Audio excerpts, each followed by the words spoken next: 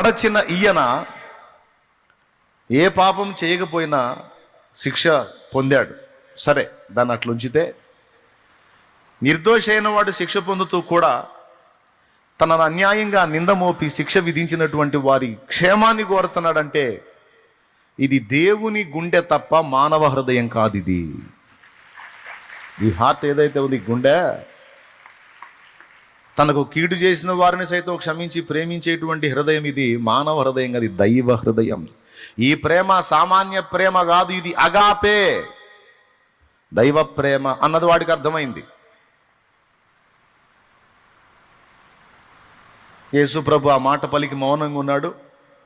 ఎడమ వైపు ఉన్నవాడు స్పందించాడు.